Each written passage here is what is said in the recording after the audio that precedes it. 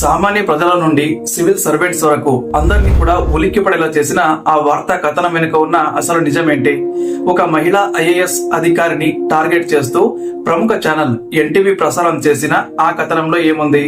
అర్ధరాత్రి వేళ సిసిఎస్ పోలీసులు జరిపిన అరెస్టులు, అలాగే విదేశాలకు పారిపోయే ప్రయత్నంలో దొరికిపోయిన జర్నలిస్టులు, వీటన్నిటి మధ్య ఇప్పుడు ఎంట్రీ ఇచ్చిన ఎన్కౌంటర్ స్పెషలిస్ట్ సజ్జనార్ గారు. ఈ కేసు కేవలం ఒక వ్యక్తికి సంబంధించిందా, లేక వ్యవస్థల మధ్య జరుగుతున్న యుద్ధమా? అసలు ఎన్టీవీ చేసిన తప్పేంటి? ఈ వీడియోలో క్లియర్ గా చెప్తాను. జనవరి 8వ తేదీ రాత్రి ఎన్టీవీ ఛానల్లో ఒక ప్రత్యేకమైన కథనం ప్రసారమైంది.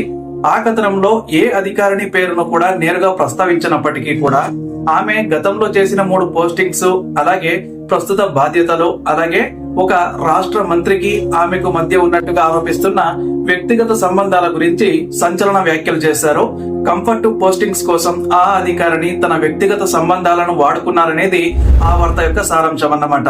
కానీ ఇక్కడే ఒక పెద్ద మలుపు చోటు చేసుకుంది.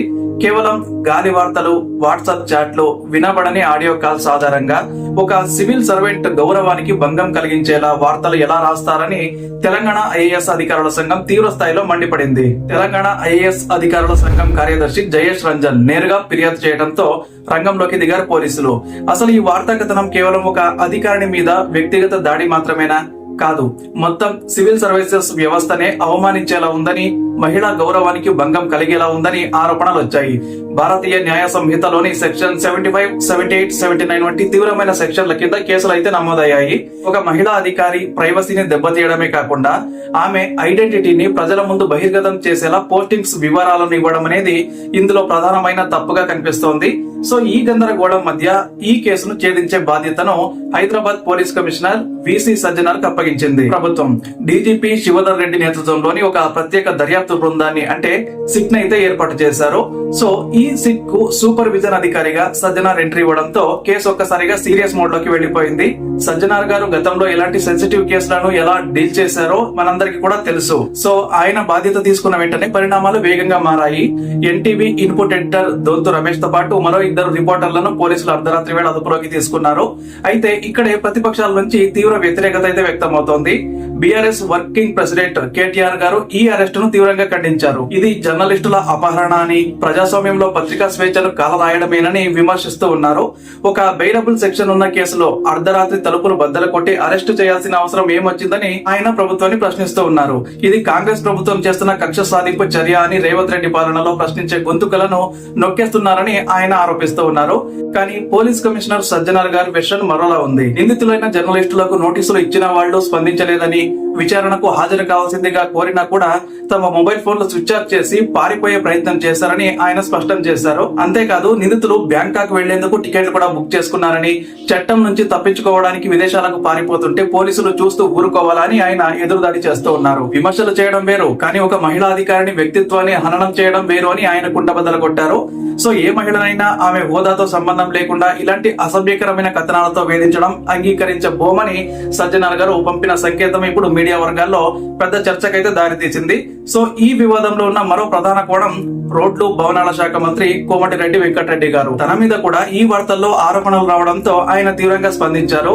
మీ కుటుంబంలో మహిళలకు ఇలాంటి పరిస్థితి వస్తే ఊరుకుంటారా అని ఆయన ప్రశ్నిస్తూ ఉన్నారు. సో సాక్ష్యాలు లేకుండా కేవలం పరువు తీయడమే లక్ష్యంగా ఇలాంటి ప్రచారాలు చేయడం బాధ్యతారాహిత్యం అని ఆయన మండిపడుతూ ఉన్నారు. అసలు ఈ కథనం వెనుక ఉన్న అసలు కారణాలేంటి? ఇది కేవలం ఒక గాసిప్ వార్త మాత్రమేనా, లేక రాజకీయంగా ఒకరిని దెబ్బతీసేందుకు చేసిన వ్యూహమా? ఐఏఎస్ అధికారుల సంఘం ఇంత తీవ్రంగా ఎందుకు స్పందించింది? సాధారణంగా అధికారుల మీద ఆరోపణలు వచ్చినప్పుడు విచారణలు జరుగుతాయి, కానీ ఈసారి నేరుగా మీడియా మీదనే క్రిమినల్ కేసులు నమోదు కావడం, అది కూడా సజ్జనార్ లాంటి కఠినమైన అధికారి పర్యవేక్షణలో ఉండడం రాష్ట్రంలో ఒక కొత్త సంచలనానికి తెరలేపింది.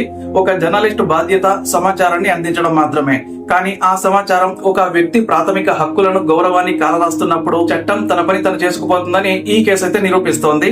ఇప్పుడు ఎన్టీవీ యాజమాన్యం అండ్ మేనేజ్మెంట్ రిపోర్టర్ల చుట్టూ ఉచ్చు బిగిస్తోంది. సో ఈ సిట్ విచారణలో ఎలాంటి నిజాలు బయటకు వస్తాయి?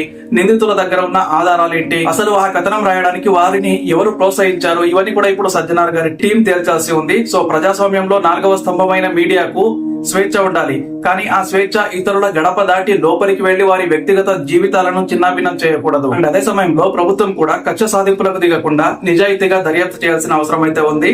సో రాజకీయ విమర్శలు, పత్రికా స్వేచ్ఛ, వ్యక్తిగత గౌరవం, ఈ మూడింటి మధ్య ఉన్న ఆ సన్నని రేఖను ఈ కేసు మరోసారి గుర్తు చేస్తుంది. సజ్జనార్ గారి ఎంట్రీతో ఈ కథ ఇంకా ఎన్ని మలుపులు తిరుగుతుందో చూడాలి. ఇది కేవలం ఒక అరెస్టుతో ముగిసిపోయే వ్యవహారం కాదని, తెలంగాణ రాజకీయాల్లో ఒక పెద్ద తుఫానుకు ఇది నాంది అని స్పష్టంగా అర్థమవుతోంది. మరి ఈ దర్యాప్తులో ఏ పెద్ద తలకాయల పేర్లు బయటికి వస్తాయో అప్పటి వరకు మనం వేచి చూడాల్సిందే. ఈ కేసు గురించి, జర్నలిస్టుల అరెస్టుల గురించి మీ అభిప్రాయం ఏంటి? ఇది పత్రికా స్వేచ్ఛ మీద దాడా, లేక తప్పు చేసిన వారికి తగిన శిక్ష అన్నది కామెంట్ చేయండి. అండ్ మన ఛానల్ ని సబ్స్క్రైబ్ చేసుకొని పెట్టుకోండి.